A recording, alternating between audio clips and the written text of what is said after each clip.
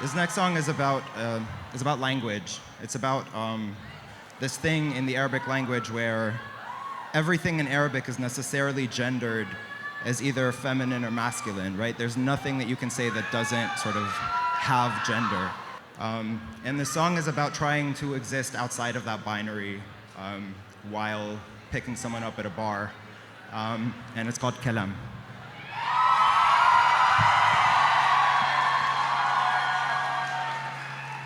سلام صدقك لو قرب علي شوي في جحيم تحت جلدي وانتي تكبرتي وجهلني التحقين بوراقتين ومطموحين وحواجبهم مرفوعين كأطب وحدود البلد جسدي وجسدك وجهت بكشد الكلام كلمتي عكلمتك كجسدي وجسدك وجهك بيحرك الكلام حاسسني. I still to this day can't believe that Mishra Leila exists. This guy is unabashedly queer, celebrating it, writing about it, commenting on it, is influencing it. What they're doing right now, I didn't think was possible for anyone from the Middle East, the Arab world, for like to see queer representation. Talking about resistance, but having this like sense of joy. They've been an inspiration. There's also people that are not queer that really identify with them 110%, even more so, like myself, like my wife, and a lot of Lebanese people that don't know how to like voice their opinions properly. This band has walked the walk. Every time they get banned from a place, they lose fans, they lose the ability to perform, it's their livelihoods at the end of the day. I think this is the burden of being the first. One good song can do more than 5,000 protests.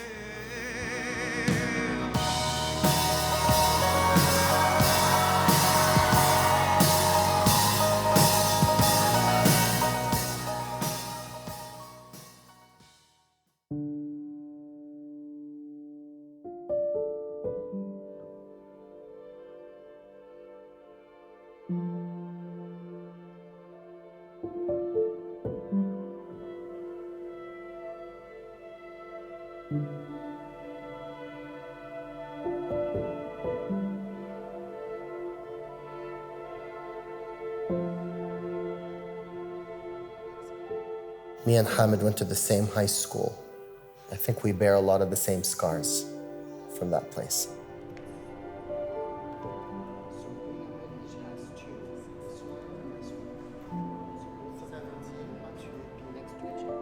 A lot of activists can only dream of that influence that an artist on stage has, because you have to get to the heart, not just the head.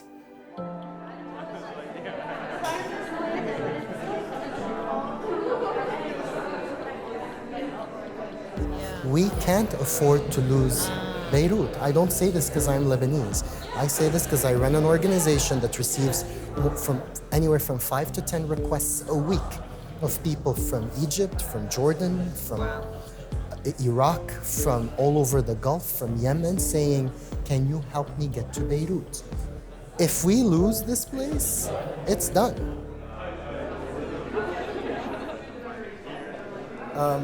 Thank you all so much for coming. This past year has witnessed a complete paradigm shift for LGBT rights in Lebanon. For the first time, we saw the inclusion of our rights on electoral platforms in the 2018 parliamentary elections. And for the first time, we witnessed not one, but 2 decisions rejecting the application of Article 534 of the Penal Code on adult consensual same-sex relations. Sadly, and not for the first time, we witnessed an alarming increase of intense bullying by Lebanon's security organizations, some of which might be here tonight. Hello. Pushed for by extremist religious non-governmental organizations. Our work is becoming more visible. our community more courageous, and our triumphs more inevitable. And the system we're trying to change is finally reacting seriously to what we're trying to do. We're not only facing a hostile state, but also a deeply ignorant and fearful society. And we must be prepared for the retaliation that's coming.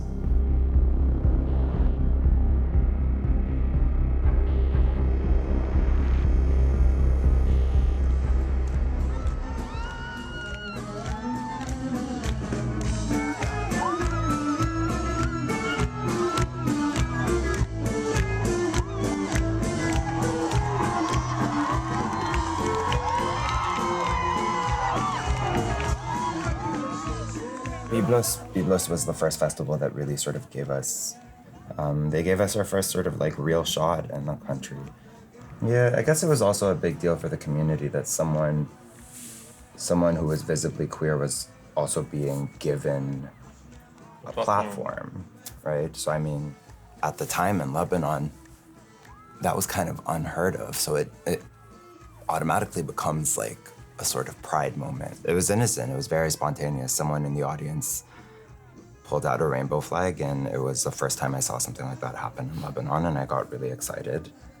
And obviously they were doing it because I was, sort of publicly out, and I saw it, and you're in the moment, you're full of adrenaline, you don't really know what you're doing. You just grab whatever's in front of you and take it from there.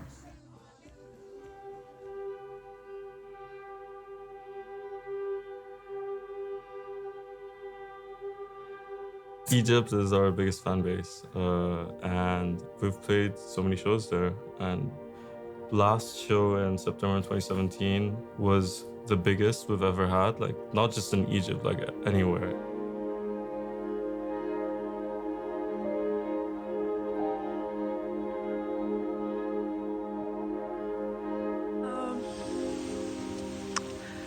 كل سنة وانت طيب. مع ان انا ما بقتش شاطره قوي في التعبير عن طريق الكلام، يمكن انا بقيت شاطره اكتر في الحضن. يعني الحضن ده مهم فشخ. ما علينا. يعني انا كنت اتمنى اكون جنبك واحضنك في اليوم ده، في عيد ميلادك النهارده.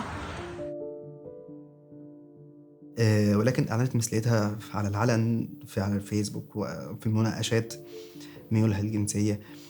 بقت مناضلة من أجل حقوق مجتمع الميم ومحاربة شرسة يعني. ولما تم الإعلان عن الحفلة في مصر كان في خطابات كراهية شديدة جدا جدا ضد حامد سنو مشروع ليلى في مصر. قالت إن هي هتروح الحفلة وتقدم الدعم لحامد. هتقدم الدعم إزاي؟ ما كانش لسه عارفة. قبل الحفلة بيومين كنا اتقابلنا وقاعدين مع بعض على القهوة في مصر في وسط القاهرة، فبتقول لي أنا عندي مفاجأة. فتحيتها كده على جنب، طلعت منها العلم، ماسكة العلم مرسوم، يعني هي مش مشترياه جاهز ولا هي عاملاه، ده في حد رسمه لها مخصوص.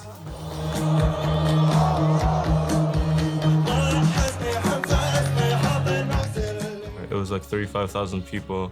I remember we were on stage, and halfway through the concert, we couldn't hear ourselves because they were so loud, singing to every word. It was just a magical experience.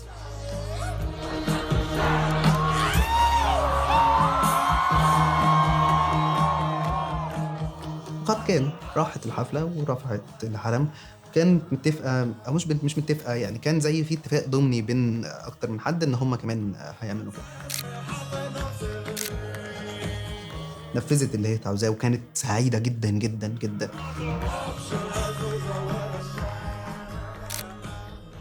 من هنا يعني بدأت النهاية. We got on the flight to New York, and we had a layover in Paris. I opened like the Twitter, and an image of like two young kids who raised a rainbow flag during the show was circulating. There was a moral panic like in all of the media, like, and they were kind of making the concert seem like it was a 35,000 people satanic orgy, and that we were promoting debauchery. النهارده بتحرك امني نتيجته كان القبض على 7 من اللي رفعوا اعلام المثلية. المصريين بتهمة التحريض على الفسق والفجور والترويج للشذوذ الجنسي داخل حفل فرقة مشروع ليلى الذي أقيم. مؤسس الفرقة دي أعلن أكتر من مرة إن هو شاذ. تم سبها علنا يعني في التلفزيون وعلى الإنترنت. بتشوف تهديد، مش بس تشوف تهديد بعينيها. خايفة جدا، عمالة كل شوية تكلمني أنا يا مصطفى خايفة. كانت بدأت حملة الاعتقالات تبدأ تكبر، وبدأ الإعلام يتكلم عنها وعن أحمد علاء. وجرم وجريمة وعار، واللي يتكلم عنه ويدافع عنه عار زيهم. لقيت الباب بيخبط، وبعد نص الليل جريت على الحمام، راحت شالت من على تليفونها فيسبوك وانستجرام وسيجنال وواتساب، حمت بيها عشرات من البشر كانوا ممكن يكونوا معاها في القضية، ممكن الله أعلم بعد كده كان ممكن إيه اللي يحصل. ولكن هي دي سارة، إن في عز أحلى الأوقات هي مش بتفكر في نفسها بس. إن هي Hegazi was the only woman arrested in a 3-week anti-gay crackdown by authorities for raising the LGBT flag.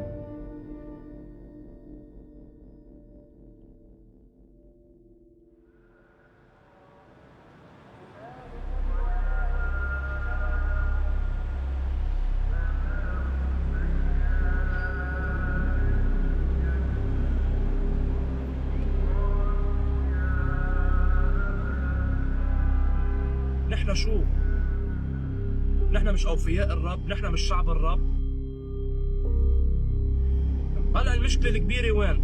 إن هاي الفرقة الموسيقية حاب عالبهم من العسل، أهانوا المسيح وأهانوا العذراء، وبكل بساطة طالعين على جبال. أقل شيء ننزل سلميا نعترض على هاي الإهانة اللي عم يتعرض لها المسيح، مش بس هاي الإهانة، الإهانات اللي عم يتعرض لها. There was a priest that was asked to stop being a priest.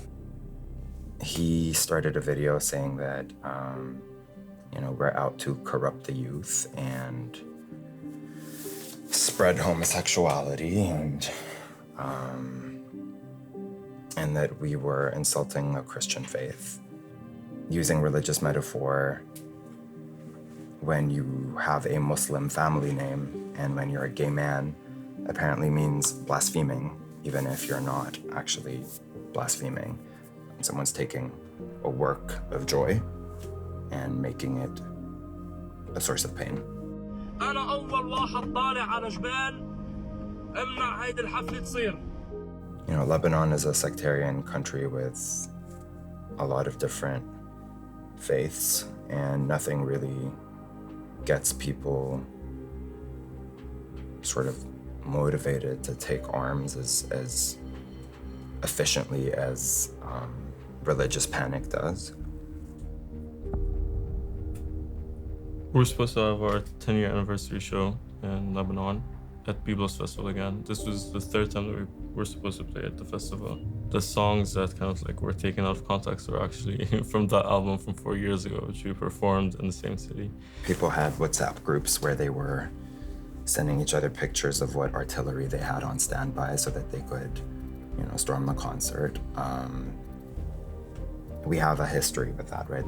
That's not uncommon for people to send us threats. It's just the scale at which this was happening was pretty frightening. But then knowing that there were Facebook groups and WhatsApp groups where people were actually preparing to shoot down an audience. Way too close to home, I mean, literally, it was home.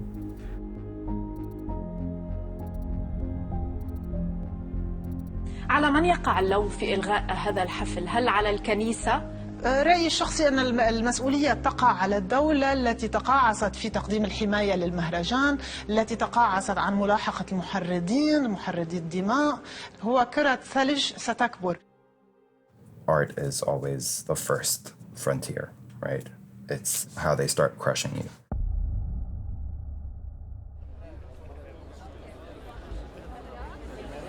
I'm standing with Mashra Layla for freedom of speech and no to religious extremism and no to homophobia.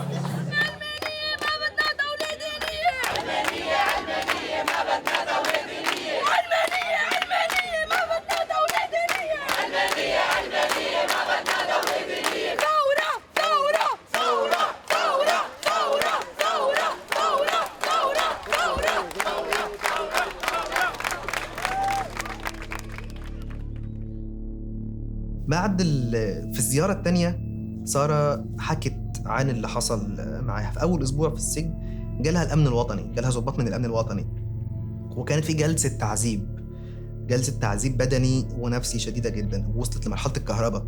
الحبس استمر، حبس سارة وأحمد علاء استمر 3 شهور، وخرجوا في بداية يناير 2018. ولكن سارة خرجت إنسانة تانية، مش هي سارة اللي دخلت الحبس أول مرة.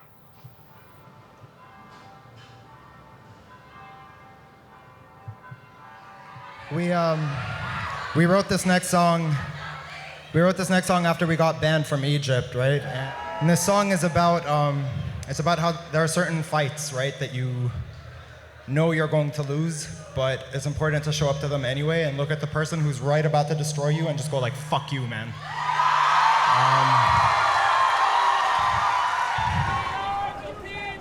We are the people. Fucking queer people. Fighting for justice. Problems that we're facing today are really global problems, which means that they can't have local solutions. That's why it's so important for us to stick together. And it's so important for us to resist as a global community. Immigration, this is Lies. This is all the way from Beirut. This is one of the pillars of the drag community. You're amazing. Beirut is really where the battle lines are drawn in this fight for rights and equality across the region, but also across the globe. It is hard to stand up to the huge portion of the population that hates us. I don't mean dislike, I mean hate. Please, all of you, do your duty of opposition. In other words, fight back.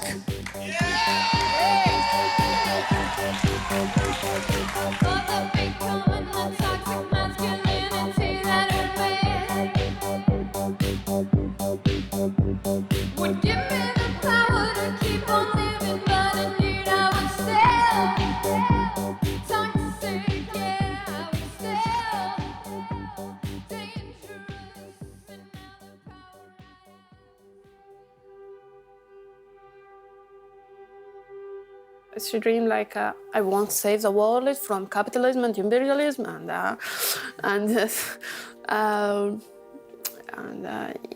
I won't finish my book. It's about Jerry in prison and publish it.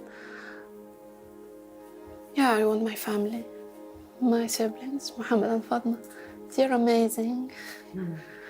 By the way, they know I am homosexual.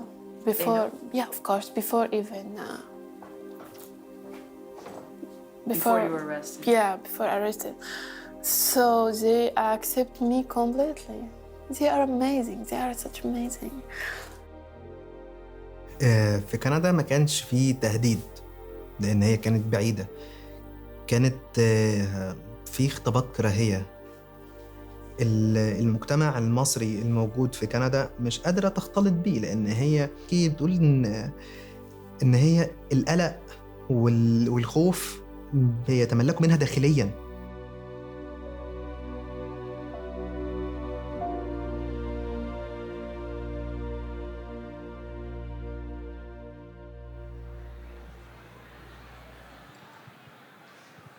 مش قوي أبلع أكذبك، الكلام رح يحرق حلقي.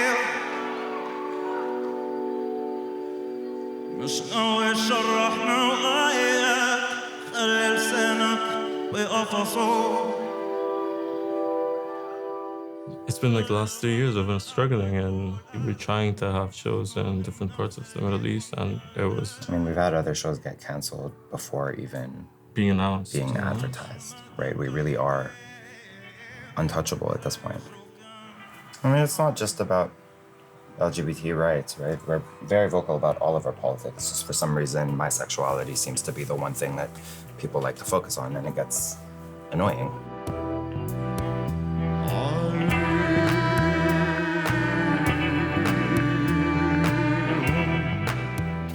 I guess I just got sick of having to have the same fight over and over and over again I wanted a new set of fights, I guess.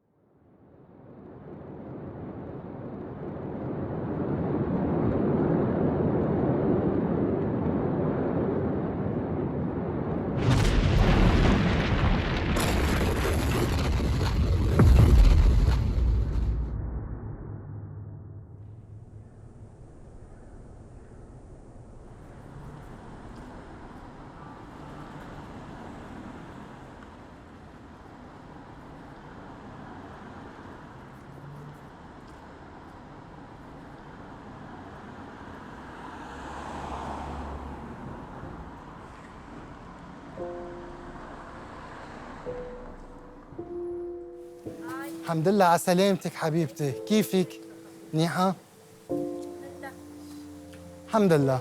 This place, this street, look at it, it's empty. It used to be filled with people, and more importantly, all of the bars, all of the little shops, knew us, knew the community. People felt safe here. It just sort of ripped the place apart. This used to be doors and windows and wood here, and now it's just open space. It's gone. The blast's real damage was it blew out entire communities. I mean, Beirut, with all of its faults, there was a quintessentially unique Lebanese queer community here. This is the biggest community space for queer people in the Middle East, Things happen here that happen nowhere else, and they need to keep happening. If they don't, then we're back to where we started, and we can't let that happen.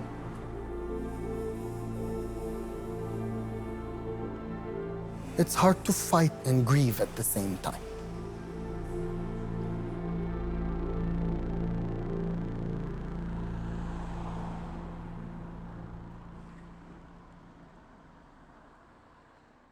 كان أي حد مختلف عن الآتي ذكره، ذكر، مسلم، سني، مغاير الجنس، مؤيد للنظام، غني، هو في عدد المضطهدين والمنبوذين.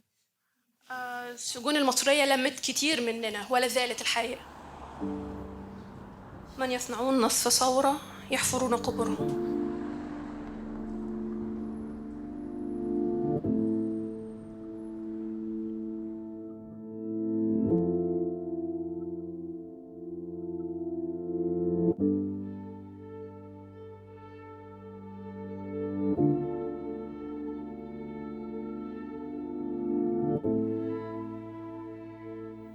بس من بعد رحيلها أصبح العالم أقسى بكل حاجة حلوة موجودة في الحياة. فقدنا سراح حجازي. I don't want you to go home and talk to your families about how gay and trans people deserve dignity and life and deserve the right to be married and deserve the right to love and deserve the right not to have to be killed by suicide or any other means because of our bullshit societies. The terms of the debate can no longer be whether or not we're entitled to rights. That already de-fucking humanizes us.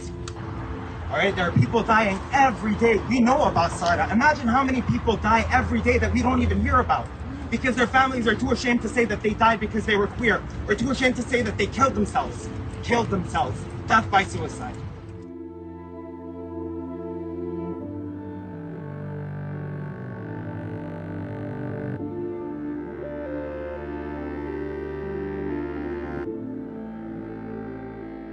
من كل إنسان شارك فيه، هو كل واحد قال ضدها كلمة أذتها نفسيا وأثرت عليها هو شارك في قتلها. الشخص اللي أول واحد كتب عنها بوست على الفيسبوك، ولا الناس كانوا بيخشوا يشتموها ويبعتوا لها رسائل في الانبوكس إن شتيمة وتهديد، إن لو شفناكي في الشارع هيحصل كذا، ولا إخواتك هيحصل فيهم كذا، ولا أمين الشرطة اللي راح شدها من شعرها وبيقبض عليها، ولا اللي كانوا موجودين معاها في القسم من سنين لحد ما ماتت. الناس دي هي اللي قتلتها. بقت تعرف إن العالم الملون ده هو بتاع إيه، بيرمز لإيه. قوس قزح بيرمز لتدرج الألوان مجتمع الميم. ده كله أصبح معروف في مصر بسبب إن سارة قررت ترفع العلم.